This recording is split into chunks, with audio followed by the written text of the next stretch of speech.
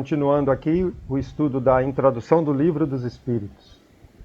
É um trecho, resumo muito rico, que mostra como Kardec preparou o trabalho e como os opositores da doutrina questionaram o tempo todo, levantando hipóteses e dúvidas. No áudio anterior, a gente estudou uma parte em que eles acusam que ao estudar o Espiritismo a pessoa é levada à loucura. E estamos ainda nessa parte. Vamos fazer o segundo áudio da parte 15. Então vamos lá. Entre as causas mais numerosas de superexcitação cerebral, é preciso contar as decepções, os desgostos, as afeições contrariadas, que são, ao mesmo tempo, as causas mais frequentes de suicídio. Então aqui ele cita algumas causas verdadeiras, do desequilíbrio emocional, mental, e que ele diz que leva até o suicídio. Ora, o verdadeiro espírita vê as coisas deste mundo de um ponto de vista tão elevado. Elas lhe parecem tão pequenas, tão mesquinhas diante do futuro que o espera. A vida é para ele tão curta, tão fugídia, que as atribulações não são aos seus olhos senão os incidentes de uma viagem desagradável. Então, aqui nós vemos que a doutrina espírita nos permite ver a vida de um modo muito mais amplo, lembrando e sabendo nós que a passagem aqui é muito curta, é um segundo na eternidade. Então, com essa visão, a gente tem a condição de diminuir os problemas que passamos aqui. Como ele diz, é como se fosse apenas uma viagem, um passeio desagradável que a gente volta já já. E isso diminui o processo de perturbação mental. O que em outro produziria uma violenta emoção, afeta-o pouco. Afeta de forma pouco. Ele botou aqui mediocremente. Ele sabe, aliás, que os desgostos da vida são provas que servem para seu adiantamento, se as suporta sem murmurar, porque será recompensado segundo a coragem com a qual tenha suportado. Então, os desgostos, as tribulações, as dificuldades da vida que a gente não tem jeito a dar, essas devem ser suportadas com resignação e com paciência, porque são realmente as provas. Suas convicções lhe dão, pois, uma resignação que o preserva do desespero e, por conseguinte, de uma causa permanente de loucura e de suicídio.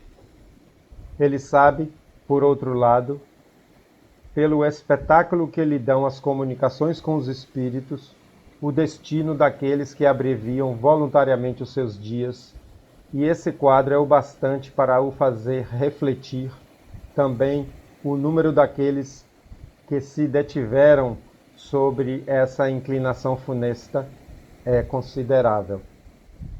Ele mostra que, com essa visão, o espírita tem condições de estar muito mais longe da perturbação mental e do suicídio, mesmo porque já sabe o destino daqueles que cometem, apesar de não ser uma coisa absoluta, mas a gente sabe que todos estarão, de uma certa forma, numa perturbação.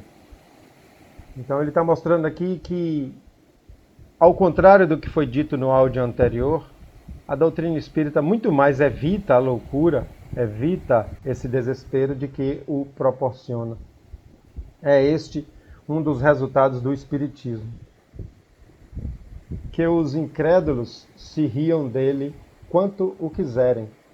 Eu lhes desejo as consolações que ele proporciona a todos aqueles que se dão ao trabalho de lhe sondar as misteriosas profundezas.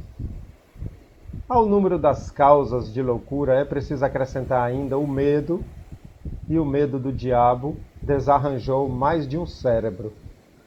Mais uma coisa que ele cita, que o espírita pode estar livre, que é esse medo do diabo, esse medo do Satanás, que a gente sabe que é uma figura que não existe.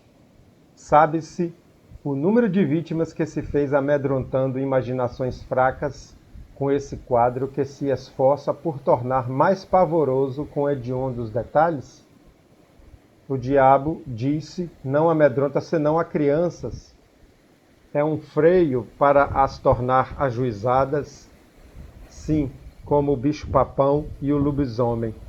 E quando não tem mais medo deles, estão piores do que antes. Então são coisas que hoje a psicologia não recomenda, não é feito. É amedrontar a criança com essas figuras do lobo mau, do bicho-papão, do lobisomem, né, que são, de certa forma, as representações de figuras malignas. E por esse belo resultado, não se conta o número das epilepsias causadas pelo abalo de um cérebro delicado. A religião seria bem fraca se, na falta do medo, sua força pudesse ser comprometida. Nessa frase aqui, ele nos faz lembrar que existem religiões que se sustentam e vivem do medo dos seus seguidores. Que ele tenha medo do diabo e corra para dentro das religiões. E muitas vezes até paga por essa proteção ilusória. Então está dizendo que seria uma religião fraca se as pessoas, ao perder esse medo, pudessem comprometer a existência dela. Continuando, felizmente não é assim. Há outros meios de ação sobre as almas. O Espiritismo, para isso, lhe fornece os mais eficazes e os mais sérios, se ela sabe usá-los com proveito.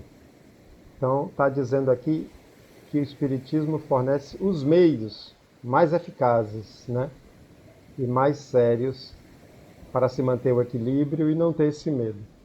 Ele mostra a realidade das coisas e, com isso, neutraliza os efeitos funestos de um medo exagerado. Então ele fez aqui uma argumentação para mostrar que, muito diferente do que disseram, que estudar a doutrina na época causava loucura, ao contrário, ela nos fortalece e nos possibilita nos livrarmos de qualquer desequilíbrio mental e emocional, mesmo que passemos por provas duras, por momentos difíceis. O Espiritismo traz a certeza de um futuro melhor e nos dá a condição de entender as causas dessas coisas. Assim, nós encerramos essa parte 15 com esses 2 áudios. Que Jesus nos abençoe e abençoe as nossas famílias.